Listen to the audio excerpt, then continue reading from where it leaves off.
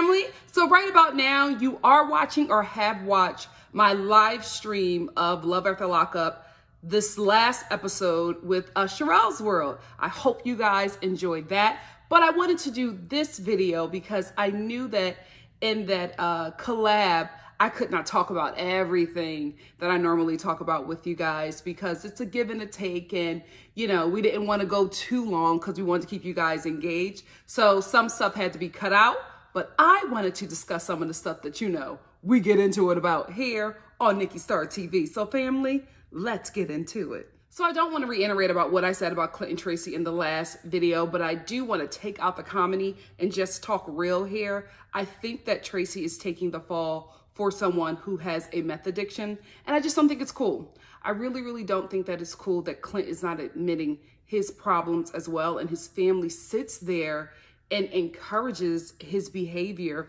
while demeaning Tracy. Even his mother is a part of this con, talking about she doesn't want him to be with somebody like her. And she continues to speak of Clint as if he is someone who does not have an addiction as well. So this is why this storyline is bothering me. Clint and Tracy are country, white, ghetto. We love to see it. We love to see it, right? However, you know, just as I said that, how the hell did Clint end up ghetto? And drugs. Having said that, for me, that was the, like, you know, must-see TV thing about this couple. They were very Mama June, not right now, but, you know, Mama June back in the day with Honey Boo Boo. They were very that. So it was just fun to just watch this couple go throughout life just being ghetto. Real talk, right? Now that we're seeing that this couple, both of them, are struggling with some issues, I can't get into it like I used to because I'm seeing one partner in this relationship be dumped on and lied about. I'm just like, Clint, you were not in that parking lot in Walmart holding Tracy's meth while she shot up her crack. Then after her high went down or however it happens, then she was like, pass me the meth, but not before the cops got there. Like, what? Come on. Like, it's just, this story isn't making sense. And I feel like it's just not storyline anymore. I feel like this is just lie. And the fact that everything is being dumped on somebody in this relationship who is probably sicker than their partner, I can't get into it. I can't get into it. I need for Clint to be honest. I need for his family to be honest. And I need, you know, Tracy, you may think that you can't do better, sis, but you can. And I'm gonna need for you at some point to start telling your truth because we need to hear it. Lacey and Shane and John and John.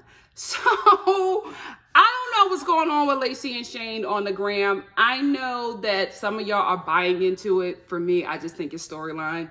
I think that they are trying to get another season. So they are creating this drama like all these reality TV stars do. They create drama halfway through the season that they're currently appearing on so that the producers and the network can look at, oh, this is a train wreck couple. We want to continue to cover them. Then when they get booked on the season and their season is about to start a month or so before, a month or 2 months before, they start some drama again so that we can start talking about them and be interested in their storyline on the show. This is what I think that Lacey and Shane is doing.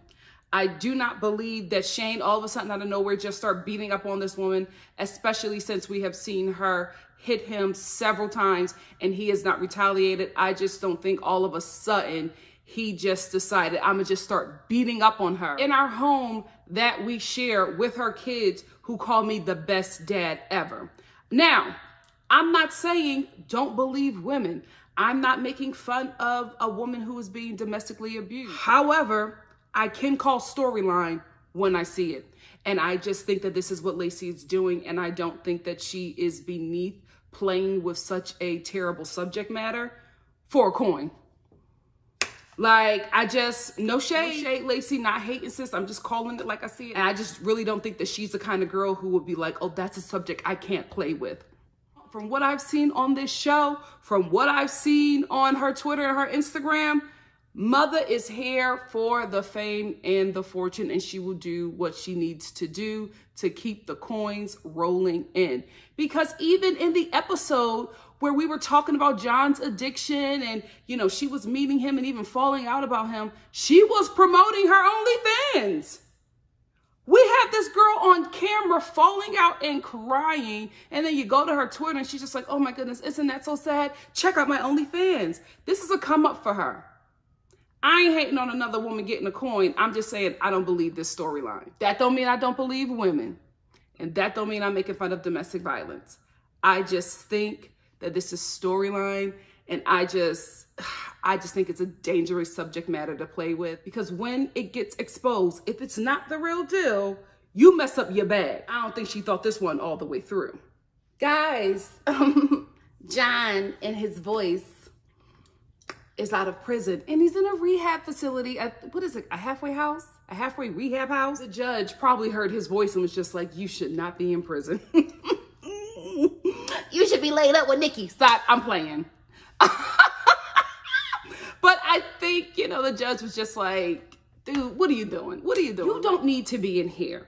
Go into this rehab, change your life around, and, you know, go and do better. I think that's what happened, because that's what happened with my dad. My dad kept on getting locked up, and the judge was like, dude, go to rehab and stay out of prison. You do not belong here. And he actually finally just took the advice and was able to, you know, kick the habit and get better. I hope the same thing happens for John. But unlike John, my father changed his environment, so he was no longer in those same situations. I think that John is going to go back to Lacey. Again, I do not believe that she is responsible for his addiction. I think she is a trigger. I think she is a trigger. And I just do not think that him being with this woman is going to be healthy for his recovery. And since we're here, can we talk about how good John looks after drugs? You know what I mean? Could you imagine what John would look like if he like never got into drugs? This man is very attractive. I feel like drugs has taken like some of his looks away, but I feel like had he not, you know, had some issues, he'd be a problem. You know what, speaking of a problem, let's talk about Shane. First of all, I don't believe this storyline. Again, I don't believe nothing that Lacey and Shane do. Listen, I'm not hating. They're getting honest money, whether it's by scamming a storyline on TV and creating entertainment. I'm all right with that, right? I just feel like so many people are buying into it, and they're starting to play with subject matters that I can't get behind. But again, I'm not mad at them getting their money, but I just think that this whole, oh, I got really, really drunk, I think they're playing with that as well. I think they're trying to make him into a drunk to get us, you know, drama, and make him this like Jekyll and Hyde, because when he drinks, he starts to beat people and throw beers at, you know, a stainless steel fridge. That's what I think is happening here. I could be wrong, but I never am. Rarely. Shane is in his Home Depot talking to his friend who was like 80 and 28 at the same damn time. He's talking to him. He's just like, yo, I messed up. I did something wrong. And I'm like, did you steal money from Lacey? I'm thinking it's something like that. And he's just like, I got drunk and I cheated on her. When? You mean to tell me that these messy producers would not have followed you to the bars where you were getting drunk at and cheating on Lacey with, or putting audio on your cell phone to listen to the conversation of you cheating with this other broad, or put Lacey up to looking through your phone to find the chick's information and all that stuff and to see the text messages? Come on. I don't buy it, because he said it out of nowhere, and even a friend didn't believe it. He was like, what? Shane, like, I just don't buy this. Oh, I got real drunk and I cheated on Lacey. Shane, the way you worship that woman, I just don't believe it.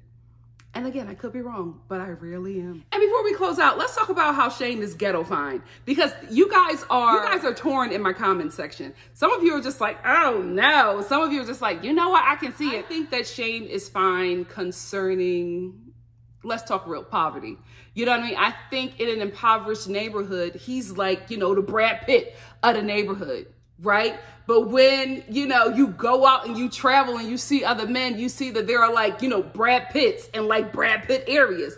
But in your area, if you come from, you know, poverty, Shane is like that dude. He's just like, you can see it, right? And the thing about it is, I come from poverty, right? So I can see what the attraction is in Shane. I'm looking at him and I'm just like, he wouldn't be like LA fine, right? He wouldn't even be New York fine, but he would be Philadelphia Northeast fine.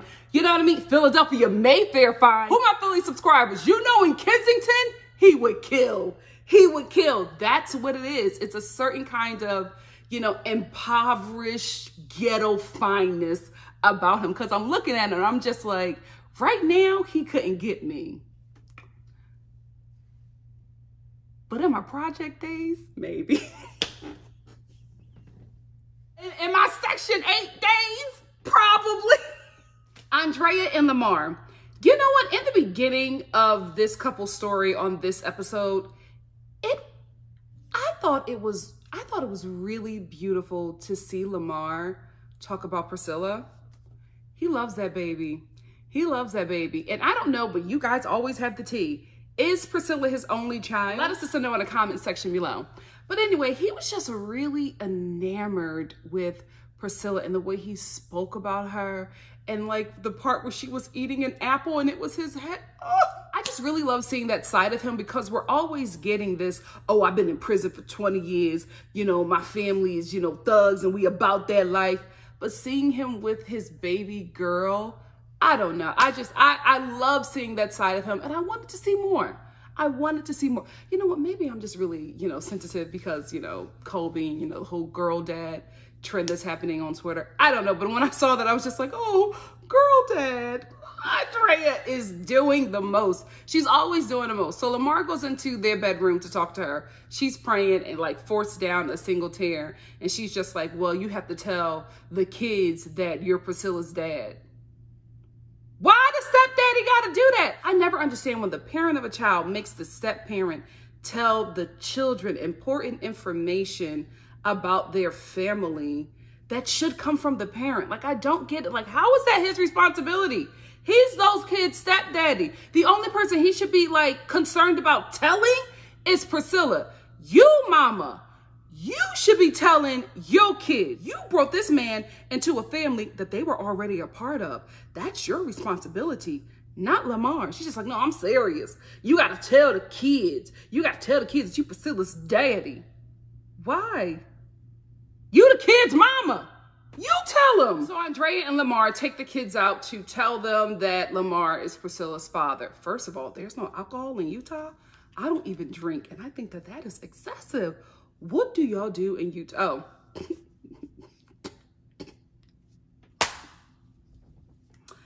You know, I was going to say marry kids. That is wrong. That is wrong. You know, the only reason why I said it is because, you know, we're family here. And I want to be honest with you guys what I'm dealing with.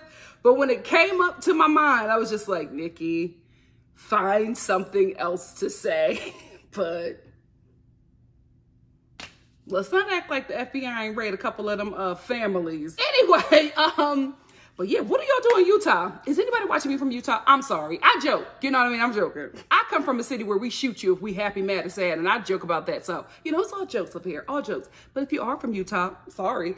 Also, let me know. No, sorry about the comment. Not sorry that you're from Utah. Nikki, let me know if there's like, I mean, I know there's a bunch of things to do outside of drinking because I don't drink, right? But I just don't know, like, adults who like do stuff without drinking that haven't struggled with some kind of addiction. So let us sister know, what do the 20 and 30 somethings do in Utah for fun? Don't say it. Andrea, it's time. You have got to start raising your children around Black people. It needs to happen, because every time I see your children's hair, I always think about the pain that they must be enduring while sleeping, especially your son, especially your son. That 4C hair is starting to become knotted. His waves are like twisting into each other. I know he has a whole on headache. If you do not have, well, you know, I did my hair care video and somebody was just like, oh no, chica, you do not have 4C hair. But I'm not letting that community go. I believe that was 4C for years. How dare you kick me out? Anyway, everybody who has 4C hair knows that you got to wrap that up. You got to wrap that up. You got to wrap that up, whether it's long or short. You can just not sleep on 4C hair. Your hair will start to knot up. The hair will be pulling while you're sleeping, especially if you're not sleeping on a silk pillowcase. And I know that child ain't sleeping on no silk pillowcase. So your hair will knot up and pull at the scalp. You'll start breaking and damaging your scalp. You'll have all kinds of headaches. I know that boy's head is hurting. I know that boy's head is hurting. A brush hasn't seen that head in years. Lamar, well, he ain't got no hair. Oh my good Lord, we got to get him a brush, some shea butter, and wave cap. If he had black friends his age, he would know this, Andrea. So Andrea and Lamar at this lunch with their kids tells them that Lamar is Priscilla's father. Their reactions is the reason why I do not buy it. Each and every kid. Because the two kids were just like, oh, we were too old to even think that you conceived her by immaculate conception. Because that's what she told them. Well, I had first said that I had conceived Priscilla through immaculate conception. Andrea, what? Her son was like, we were too old to believe that. Like, you know what I mean? But nobody else asked questions. Not them girlfriends. You just came up pregnant and they thought you were carrying a second coming. Do they believe in Jesus? She said immaculate conception. So yes, but I'm like, nobody asked questions. Not your kids, not your girlfriends who were so pissed off at you at the sip and see. Girl, bye. I don't believe it. Their reaction was so like, oh, okay, well, that's fine. But you told your friends and not us. Really? Really? Your mom on camera tells you that your stepdaddy, who you not really feeling, is your little sister's father? And she, what, damn near 7 years old? And that's your reaction? Get out of here. Ain't nobody crying. Ain't nobody gasped. Not even Priscilla. She was just like, well, I'm glad that Lamar is my dad. Y'all knew. Storyline, guys, y'all got to start seeing these storylines. Because this is how you can see a storyline. If somebody has a reaction, like if you're watching something, right? And you have a reaction from just watching it, and nobody in that room has the same reaction, storyline. Because what happens is, especially if you're not an actor, your body shuts down the normalcy and you just become very robotic because you probably had to film this scene multiple times from different angles. So the kids can't react because they have probably been filming this scene all damn day. They're tired. They want to go home. And also, they knew this when their mother came up pregnant. Black kids, I don't care where they live or where they from. They gonna ask some questions. Mama, who you pregnant by? Mama, you ain't pregnant by Jesus. Who is the daddy? Because it ain't our daddy. We ain't seen him in years. What's going on, mama? They will start asking some questions. Mama, who is this black man that got you pregnant? Because this is Utah. We Mormon. We know he ain't white. Come on. Let's not play these games. Those kids ask questions. Your girlfriends ask questions. Ladies, let's be real. Ladies, let's be, our mood changes and our girlfriends are like, girl, what's going on? What's his name? Ain't no way you coming up pregnant and your girlfriend's not asked one question. Get out of here. I cannot believe this is the storyline she is putting on Life at the Lockup. Are you kidding me? And I think that a lot of you guys are starting to get turned off by this show. Because one thing I do, like after I like put my review up and everything, I go to Twitter to see what everybody is talking about, to see if like, you know, I hit the same subject that everybody, you know, was concerned about in the episode, or like, you know, or just the things that made the episode trend. I want to make sure that, you know, I'm seeing the same things, or somebody, you know, saw what I saw, just, you know, recon. Anyway, what I'm seeing is that a lot of you guys are calling out these storylines and you're just like, you know what? We deserve better. And this show can give us better.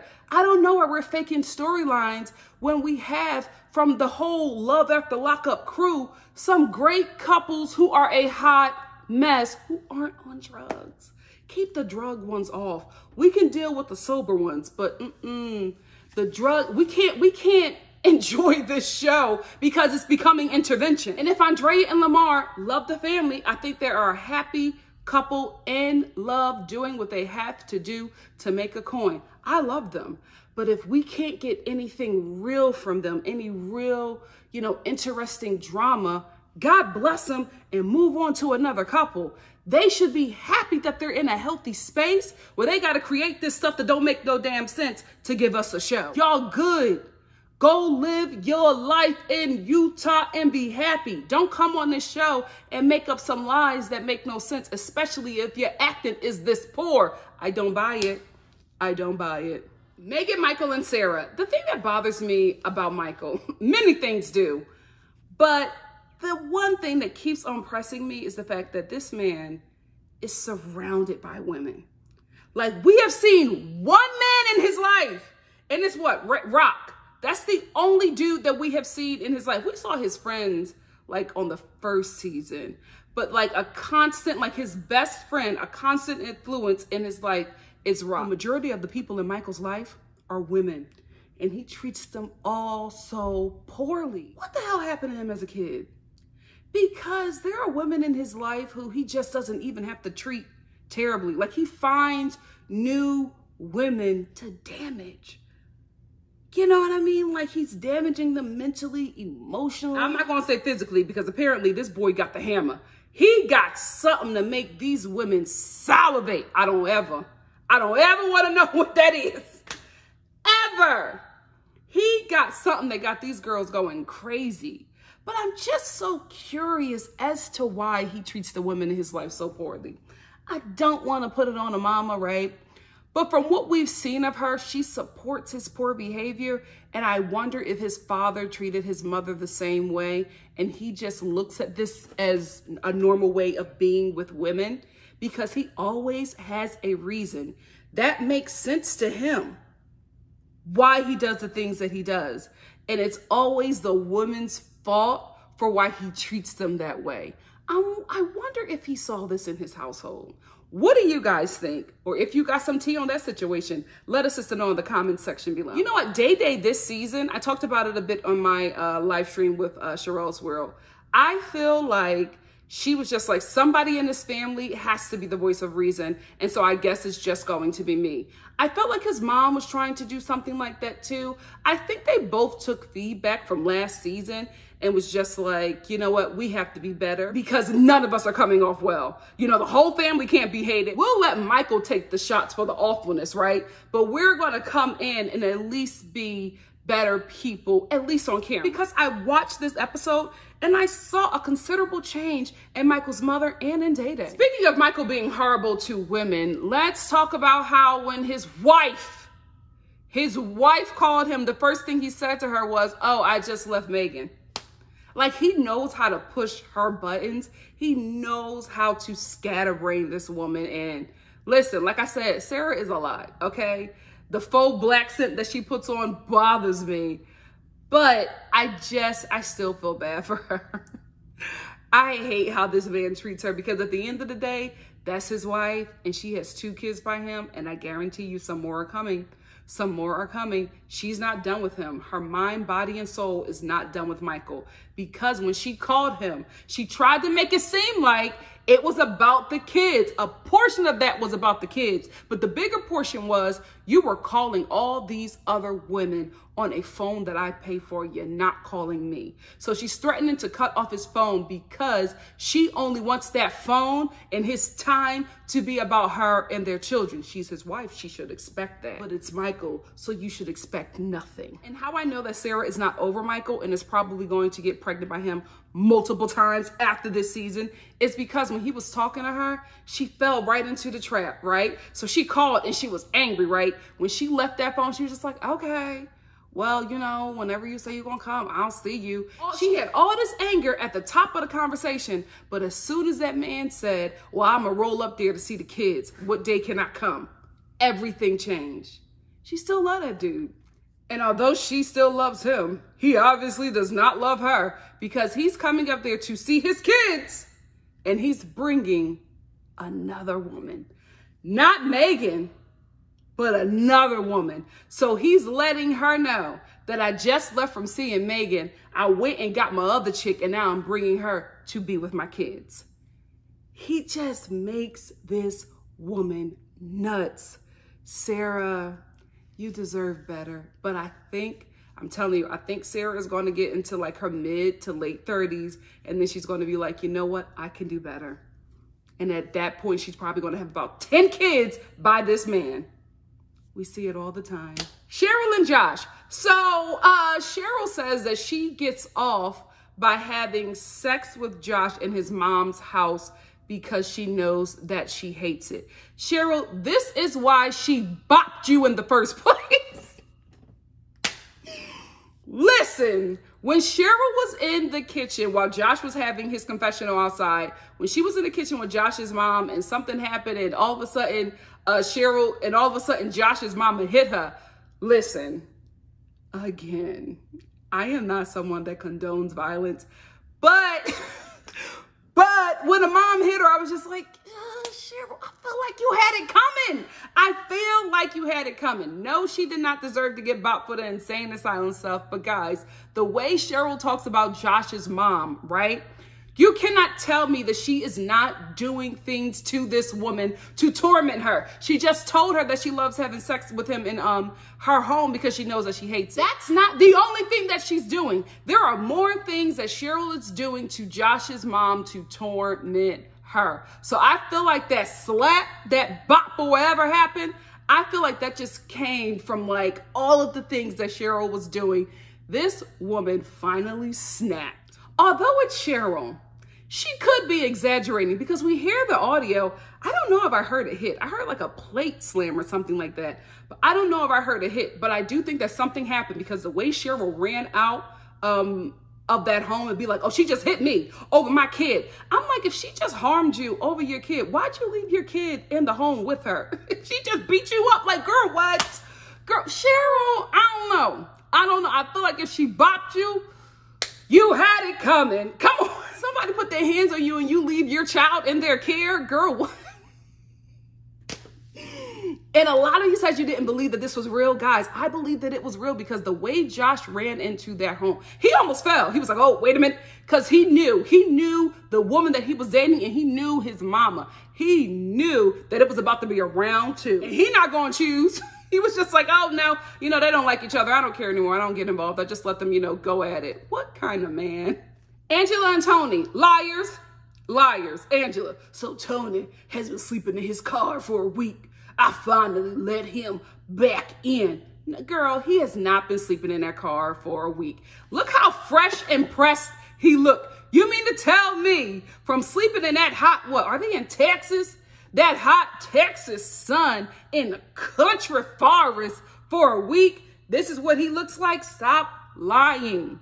Stop lying, Angela. That man has been in your home since the day you told us that you threw him out and burned his stuff. All you burned was his diary full of prostitutes. You ain't burned nothing else. You ain't burned no shoes, no clothes, nothing. You gonna burn his diary, his prostitute diary. So anyway, she says that she finally lets him back in, but she wants to let him know that for them to be together, there are some rules that he has to abide by.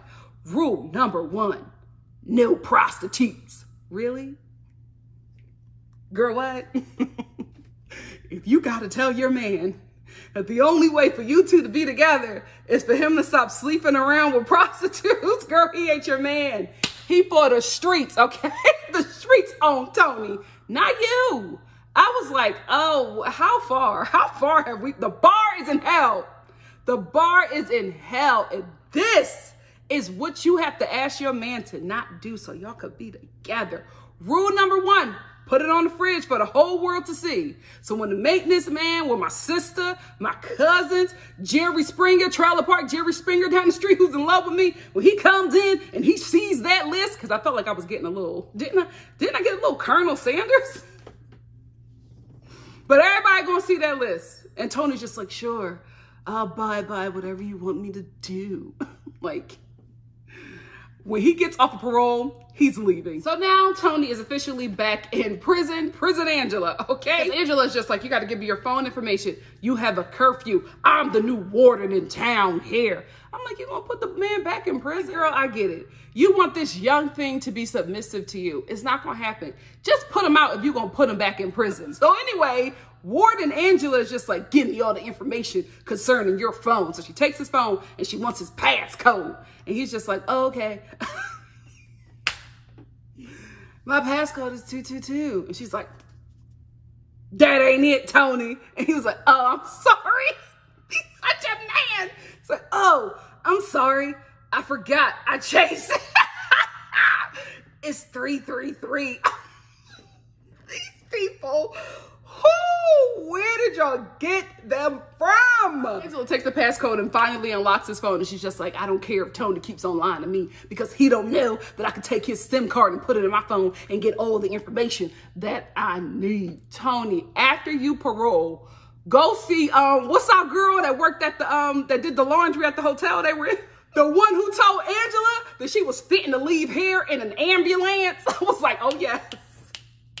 Get her on season 3, please. Anyway, that's it for me. Let me know what you thought about this episode in the comment section below. And if you like what you see here, please like, comment, subscribe, and share. And I will see you next week for the following episode of Love After Lockup. No, Life. Life After Lockup. Love you guys. Bye.